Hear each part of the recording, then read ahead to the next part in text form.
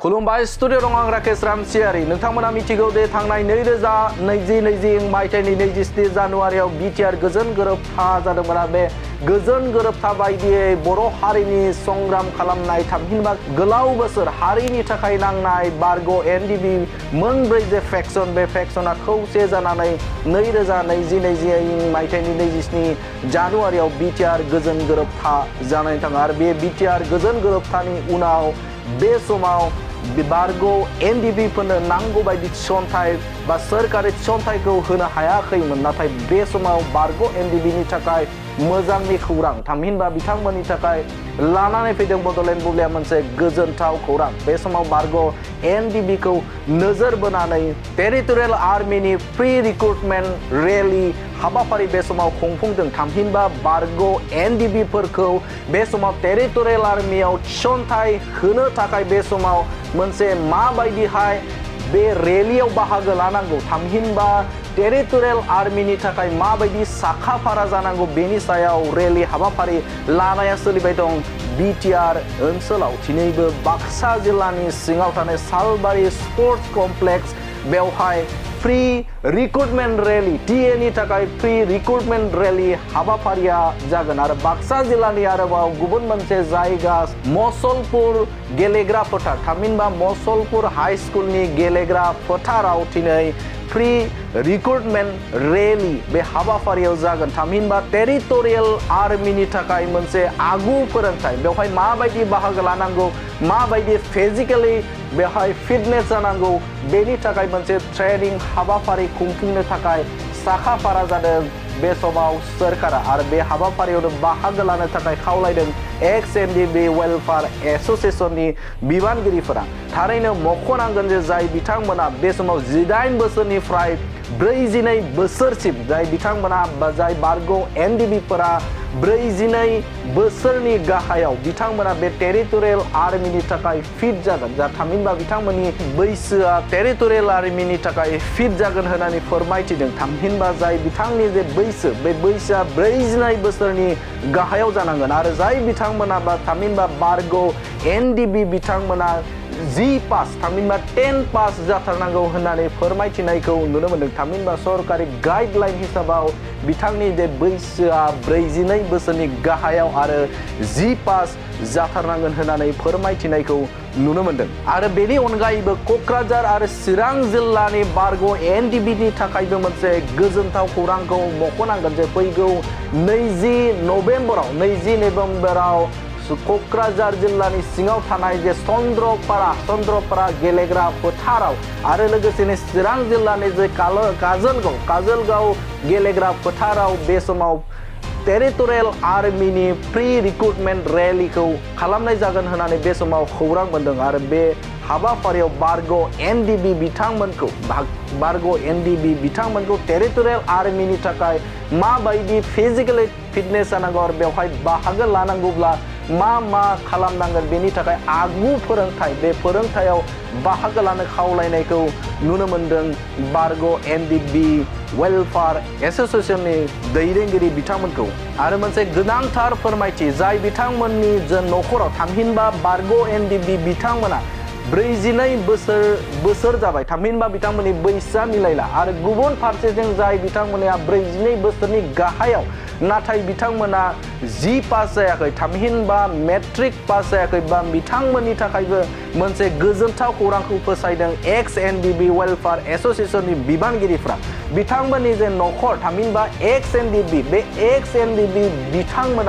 बिथांमोना जुदि बैसोआ मिलायाबा आरो गुबुन फारसेजों मेट्रिक जुदि पास नङाब्ला बिथांमोननि थाखायबो मोनसे सुबिदानि बा थामहिनबा बे समाव मोजां खौरांखौ जों मख'नांगोन जे बिथांमोननि थाखाय बिथांमोननि जे आंगो फंबाय दङब्ला आरो गुबुन फारसेजों जुदि फिसाज्ला बा फिसाजो जुदि दङब्ला बिथांमोननि फिसाज्ला बा फिसाजो दङब्ला आरो आंगो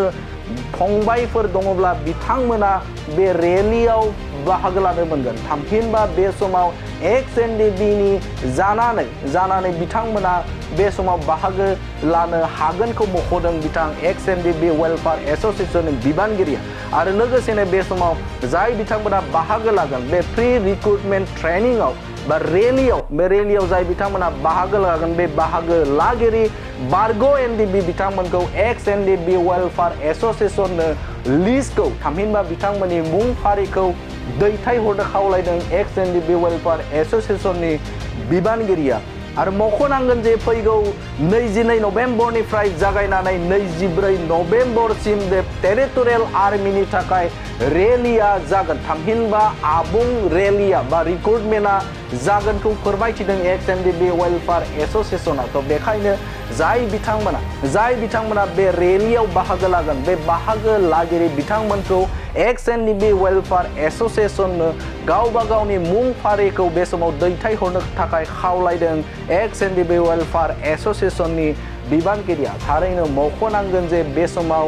बारग' एनडिबिफोर जाय बिथांमोना बे समाव 18 बोसोरनिफ्राय 42 बोसोरनि गेजेराव बिथांमोना बे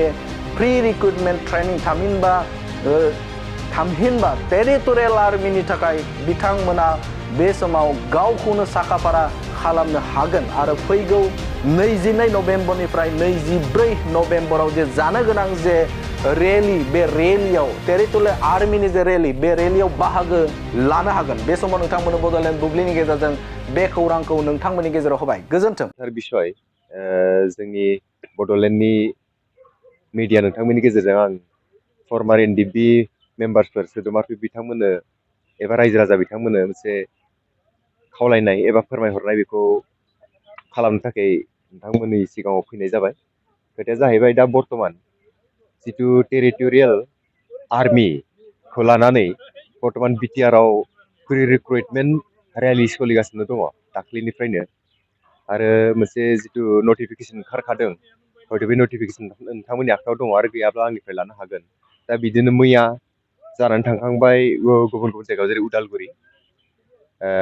दाख्लैबो जानानै थांखांबाय जानांगौ आरो दिनैबो जाबाय गाबोन खिन्थु मुसलपुर एबा बाक्सा डिस्ट्रिक्टआव जानो गोनां दंबावो जिहेतु फर्मार एनडिबि केडार्सफोरनिफ्राय बेवहाय बाहागो लानायनि अनजिमाया जथेस्थ' दाहालागै खम जों नुनो मोनदों आं दाख्लैबो नोंथांमोननि गेजेरजों बा मिडियानि गेजेरजों फोरमायखांबाय जे बेवहाय बाहागो लानांगौ होननानै आरो जियानो जा गोबाङा मिथियाखैबो जानांगौ खिन्थु दुनाय आं दिनै नोंथांमोननि गेजेरजों आरो बेखौनो खावलायबावनो सानदों जोंनि बारग' एनडिबि आफादनि सोद्रोमा बिथांमोन एबा रिलेटेड जायफ्रानोखि आन्दलनाव गोबां एफेक्ट जानानै थाबाय बिथांमोन फेमिलिफोरनिफ्राय 42 बोसोरनि गाहायाव जायानोखि नेक्स्ट जानुवारिसिम 42 बोसोर बारा आरो बिथांमोना गासैबो बे टेरिटरियेल आर्मिनि थाखाय बे प्रि रिक्रुटमेन्ट रेलियाव बाहागो लानांगौ बेवहाय जोंहा अरिजिनेल रिक्रुटमेन्ट रेलिया जागोन 22 तारिखनिफ्राय स्टार्ट क'क्राझाराव थ' बिनि सिगां जे गावखौ एसे थाग थियारि खालामनो थाखाय आरो माब्रै थाङोब्ला थिग जागोन जों बेफोरखौ एसे मोनथिनो थाखाय बारग' एनडिबि आफादनि सोद्रोमा बिथांमोनखौ लानानै जोङो मोनसे प्रि रिक्रुटमेन्ट रेलि खालामनो सरकारखौ नारसिननाय जादोंमोन बिदिनो नटिफिकेसन ओंखारबायखाय दायो जागासिनो दङ जेनेरेलिबो जादों बेवहाय गासैबो बाहागो लादों खिन्थु फर्मार एनडिबि मेम्बार्स बिथांमोननि थाखाय आरो स्पेसियेलि आं गाबोनखौ बाहागो लानो थाखाय आं गुरै खावलायबावबाय गाबोन 19 तारिख जाहा उदालगुरिनिफ्राय सोरबाया थालांबायब्ला तामुलपुरनिफ्राय सोरबाया थालांबायब्ला इभेन बाक्सानिफ्रायबो जिहेथु गाबोन जाखागोन नोंथांमोना रेडि जायाखैब्ला गाबोननो रेडि जादो आरो बेवहाय जिथु जायगाखौ आं बुंना होखानोसै गाबोनो स्पर्ट्स कमप्लेक्स सालबारि बेवहाय 10ता बाजिनिफ्राय जागोन आरो मुसलपुर हाइ स्कुल प्लेग्राउन्डआव जागोन गाबोननो नोंथांमोना गाबोन गासैबो बे जायगायाव फैनानै बे प्रि रिक्रुटमेन्ट रेलियाव बाहागो लाफै बा अनेक खोथाखौ फोरमायनाय जागोन अनेक खोथाखौ थारमाने माबायदि रेडि जानांगौ बेखौ फोरोंनाय जागोन सरकारि तरफनिफ्राय बा जायफ्रानोखि एक्सपार्ट बे लेभेलाव बेनिखायनो आं नोंथांमोननि गेजेरजों बेखौ खावलायनाय जाबाय नैथियाव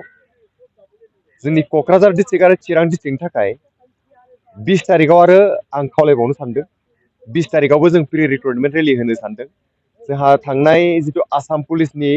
2% रिजार्भेसनाव गोबाङा बाहागो लादों आं गोजोननाय मोनदों माखासे अनजिमाफ्रा जोंनियाव फैबाय आरो जायफ्रा माने जोंनिसिम जेबो लिस्ट हराखै उनावहाय हरबावगोन दा स्पेसियेलि जिथु टेरिटरियेल आर्मिनि सायावहाय जायफ्रानोखि 42 बोसोर जाहांहां बैसो दंबावो जोंनि बारग' आफादनि सोद्रोमा नोंथांमोना चिरां आरो क'क्राझार जों 20 तारिख खालि खालामनो नागिरदों 20 तारिखआवनो जोङो चिरांनि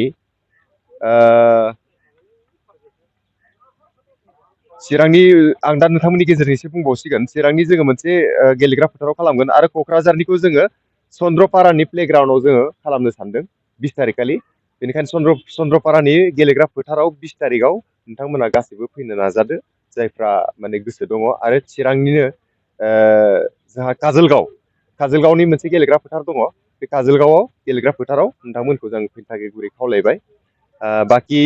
जेसेबाङा बेवहाय प्रि रिक्रुटमेन्ट रेलियाव बाहागो लागोन आरो फैबाय थानाय जिथु 22 तारिखनिफ्राय स्टार्ट जानो गोनां दं 22, 23, 24, 25 बै तारिखआव नोंथांमोना अरिजिनेल रिक्रुटमेन्ट रेलियावहाय बाहागो लाफैगोन आरो गासैनिबो लिस्टखौ जाहाथे एक्स एनडिएफबि वेलफेयार एस'सियेसननो जाहाथे नोंथांमोना साबमिट खालामगोन आं बेखौनो गुरै खावलायबाय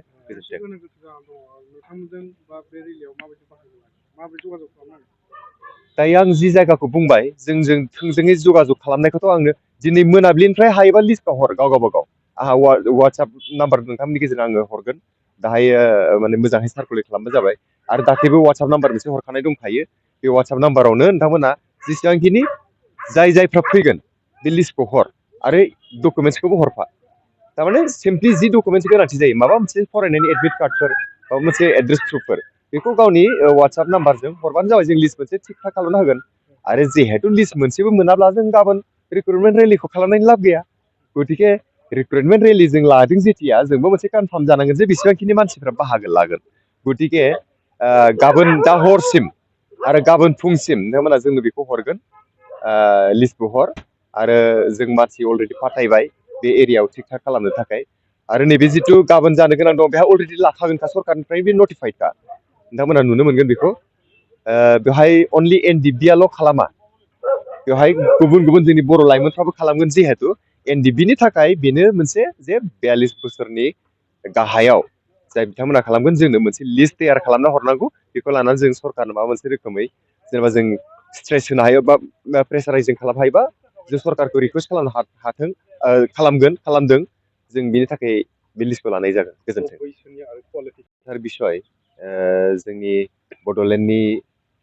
मिडिया नोंथांमोननि गेजेरजों आं फर्मार एनडिबि मेम्बार्सफोर सोद्रोमाफोर बिथांमोननो एबा रायजो राजा बिथांमोननो मोनसे खावलायनाय एबा फोरमायहरनाय बेखौ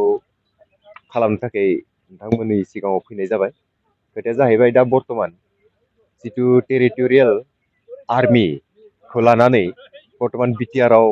प्रि रिक्रुटमेन्ट रेलि सोलिगासिनो दङ दाख्लैनिफ्रायनो आरो मोनसे जिथु नटिफिकेसन ओंखारखादों हयथ' बे नटिफिकेसन नोंथांमोननि आखायाव दङ आरो गैयाब्ला आंनिफ्राय लानो हागोन दा बिदिनो मैया जानानै थांखांबाय गुबुन गुबुन जायगायाव जेरै उदालगुरि दाख्लैबो जानानै थांखांबाय जानांगौ आरो दिनैबो जाबाय गाबोन खिन्थु मुसलपुर एबा बाक्सा डिस्ट्रिक्टआव जानो गोनां दंबावो जिहेतु फर्मार एनडिबि केडार्सफोरनिफ्राय बेवहाय बाहागो लानायनि अनजिमाया जथेस्थ' दाहालागै खम जों नुनो मोनदों आं दाख्लैबो नोंथांमोननि गेजेरजों बा मिडियानि गेजेरजों फोरमायखांबाय जे बेवहाय बाहागो लानांगौ होननानै आरो जियानो जा गोबाङा मोनथियाखैबो जानांगौ खिन्थु दुनाय आं दिनै नोंथांमोननि गेजेरजों आरो बेखौनो खावलायबावनो सानदों जोंनि बारग' एनडिबि आफादनि सोद्रोमा बिथांमोन एबा रिलेटेड जायफ्रानोखि आन्दलनाव गोबां एफेक्ट जानानै थाबाय बिथांमोन फेमिलिफोरनिफ्राय 42 बोसोरनि गाहायाव जायानोखि नेक्स्ट जानुवारिसिम 42 बोसोर बारा आरो बिथांमोना गासैबो बे टेरिटरियेल आर्मिनि थाखाय बे प्रि रिक्रुटमेन्ट रेलियाव बाहागो लानांगौ बेवहाय जोंहा अरिजिनेल रिक्रुटमेन्ट रेलिया जागोन 22 तारिखनिफ्राय स्टार्ट क'क्राझाराव थ' बिनि सिगां जे गावखौ एसे थाग थियारि खालामनो थाखाय आरो माब्रै थाङोब्ला थिग जागोन जों बेफोरखौ एसे मोनथिनो थाखाय बारग' एनडिबि आफादनि सोद्रोमा बिथांमोनखौ लानानै जोङो मोनसे प्रि रिक्रुटमेन्ट रेलि खालामनो सरकारखौ नारसिननाय जादोंमोन बिदिनो नटिफिकेसन ओंखारबायखाय दायो जागासिनो दङ जेनेरेलिबो जादों बेवहाय गासैबो बाहागो लादों खिन्थु फर्मार एनडिबि मेम्बार्स बिथांमोननि थाखाय आरो स्पेसियेलि आं गाबोनखौ बाहागो लानो थाखाय आं गुरै खावलायबावबाय गाबोन 19 तारिख जाहा उदालगुरिनिफ्राय सोरबाया थालांबायब्ला तामुलपुरनिफ्राय सोरबाया थालांबायब्ला इभेन बाक्सानिफ्रायबो जिहेतु गाबोन जाखागोन नोंथांमोना रेडि जायाखैब्ला गाबोननो रेडि जादो आरो बेवहाय जिथु जायगाखौ आं बुंना होखानोसै गाबोनो स्पर्ट्स कमप्लेक्स सालबारि बेवहाय 10टा बाजिनिफ्राय जागोन आरो मुसलपुर हाई स्कुल प्लेग्राउन्डआव जागोन गाबोननो नोंथांमोना गाबोन गासिबो बे जायगायाव फैनानै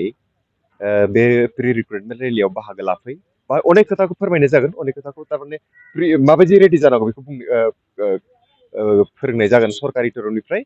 बा जायफ्रानोखि एक्सपार्ट बे लेभेलाव बेनिखायनो आं नोंथांमोननि गेजेरजों बेखौ खावलायनाय जाबाय नैथियाव जोंनि क'क्राझार डिस्ट्रिक्ट आरो चिरां डिस्ट्रिक्टनि थाखाय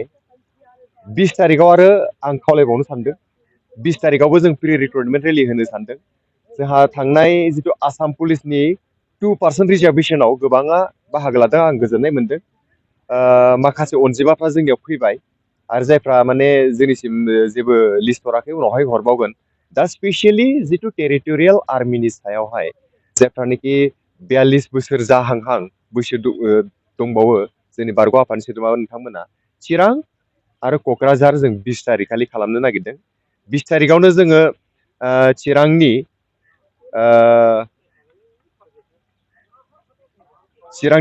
आं दा नोंथांमोननि गेजेरजों एसे बुंबावसिगोन चिरांनि जोङो मोनसे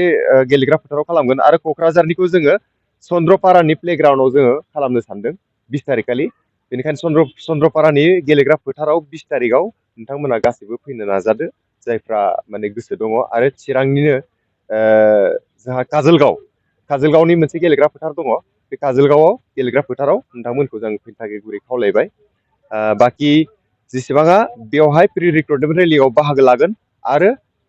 फैबाय थानाय जिथु 22 तारिखनिफ्राय स्टार्ट जानो गोनां दं 22, 23, 24, 25 बै तारिखआव नोंथांमोना अरिजिनेल रिक्रुटमेन्ट रेलियावहाय बाहागो लाफैगोन आरो गासैनिबो लिस्टखौ जाहाथे एक्स एनडिएफबि वेलफेयार एस'सियेसननो जाहाथे नोंथांमोना साबमिट खालामगोन आं बेखौनो गुरै खावलायबाय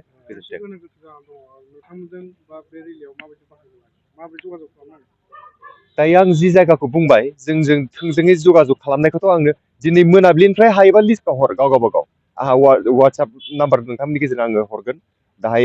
माने मोजाङै सार्कुलेट खालामबानो जाबाय आरो दाख्लैबो वाट्सएप नाम्बार मोनसे हरखानाय दंखायो बे वाट्सएप नाम्बारावनो नोंथांमोना जेसेबांखिनि जायफ्रा फैगोन बे लिस्टखौ हर आरो डकुमेन्टसखौबो हरफा थारमाने सिम्पलि जि डकुमेन्टस गोनांथि जायो माबा मोनसे फरायनायनि एडमिट कार्डफोर माबा मोनसे एड्रेस प्रुफफोर बेखौ गावनि वाट्सएप नाम्बारजों हरबानो जाबाय जों लिस्ट मोनसे थिक थाक खालामना होगोन आरो जिहेतु लिस्ट मोनसेबो मोनाब्ला जों गाबोन रिक्रुटमेन्ट रेलिखौ खालामनायनि लाब गैया गतिके रिक्रुटमेन्ट रेलि जों लादों जेथिया जोंबो मोनसे कनफार्म जानांगोन जे बेसेबांखिनि मानसिफ्रा बाहागो लागोन गतिके गाबोन दा हरसिम आरो गाबोन फुंसिम नोंथांमोना जोंनो बेखौ हरगोन लिस्टखौ हर आरो जों मानसि अलरेडि फाथायबाय बे एरियायाव थिक थाक खालामनो थाखाय आरो नैबे जिथु गाबोन जानो गोनां दं बेहा अलरेडि लाखागोनखा सरकारनिफ्राय बे नटिफाइडखा नोंथांमोना नुनो मोनगोन बेखौ बेवहाय अनलि एनडिबिआल' खालामा बेवहाय गुबुन गुबुन जोंनि बर' लाइमोनफ्राबो खालामगोन जिहेतु एनडिबिनि थाखाय बेनो मोनसे जे 42 बोसोरनि गाहायाव जाय बिथांमोना खालामगोन जोंनो मोनसे लिस्ट तैयार खालामना हरनांगौ बेखौ लानानै जों सरकारनो माबा मोनसे रोखोमै जेनेबा जों